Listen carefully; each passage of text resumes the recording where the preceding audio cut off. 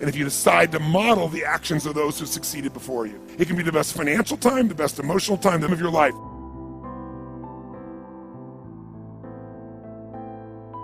Failure is part of life. I mean, the difference for me though is I look at failure as a stepping stone to success. It's a speed bump. I know I'm gonna fail, but it's not failure if you learn something. And so, gosh, I've made so many mistakes, I've screwed so many things up, but every time I do, it just becomes a way for me to explain to someone else what it takes. You know, it's like, here's what I've done. I think I have the ability to influence people because I talk about my failures. I talk about all the things that messed me up, but I show people that I didn't let it stop me, and you don't let it stop you. And I think that's really the secret in that area. And also, you'd be bored silly. I mean, think about it. If you just said, I want this and it happened, I want this and it happened, you know, people don't value what they don't fight for. You know, it's like you see kids sometimes in it, you know, your parents will say, you're not gonna value this if you don't work for it. And your kid going, I'll value it, just give it to me. But it's true. You know, the things we've worked the hardest for, we value the most. So I think, you know, the purpose of a goal is not getting it anyway. The purpose of a goal, you know, is who you become. Who you become is gonna make you happy or it's gonna make you sad. So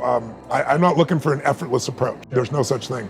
If you're truly struggling in your life and you need to seek assistance, by all means do that. Do not hesitate to reach out and ask those around you for help if you need help. It's going to be a long journey of the game of life, and it's going to go through some insane highs and some insane lows throughout your journey here, but you're going to have to make sure that you have a great support group around you, full of people who love you and care for you. And those are always going to be the ones who are going to give you the tough love, but also the ones who are going to love and respect you when you need it the most. So that means if you're feeling a little too good about yourself, or you're thinking you're the best thing in the world, and they're going to bring you down to earth and let you know that it's not all that, and you need to make sure that you stay focused on your true goals and values of what you truly want to accomplish and what you're set out to do. And there's so many different opportunities for you to gain information and gain intel about how to improve upon your life, and you need to make sure that every single day you wake up and do what it is that you truly enjoy and do what you love, because in those days where you're not doing something that you love, it's going to be hard to stay motivated and constantly be wanting to improve yourself. Because once you're improving yourself and you are able to look around and see all the improvements that you've made, that will get you excited and motivated and bring you joy, because you're doing what you truly love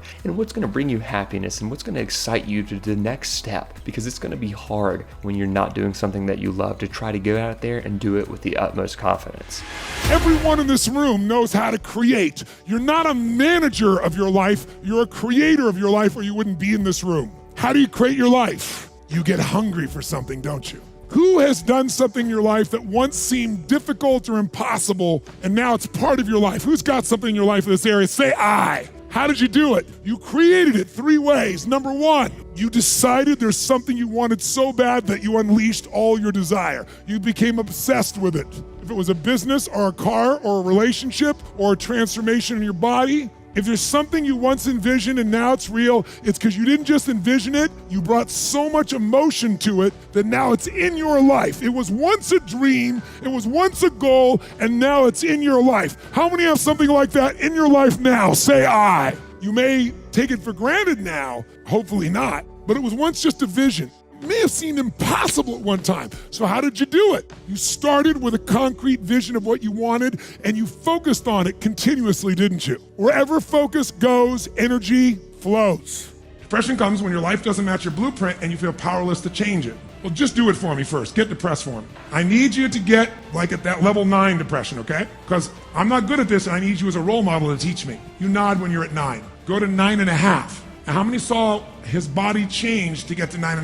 How many saw it? What did he let go of? He took in air and let it all out. How many saw that? So you let out all the air, you let out all the energy, you let out all the life force. Now stay in that place and tell me, what do you have to focus on? We've seen the physical pattern. What do you have to focus on to be depressed? Tell me what you're focusing on right now.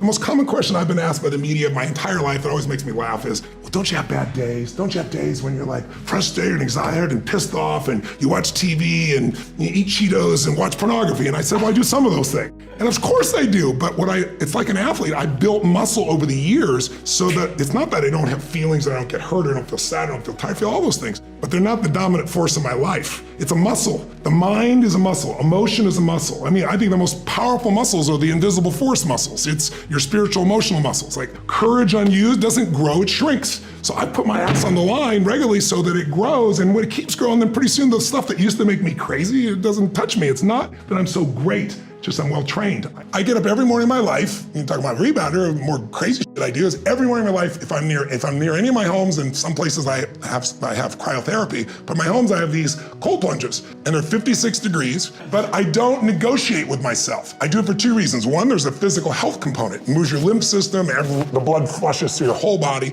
but the main reason I do it even more than that. Thank you all so much for watching this video. If you haven't already, please go ahead and like the video, go ahead and subscribe to the channel if you're new, and let us know what you thought down in the comment section down below.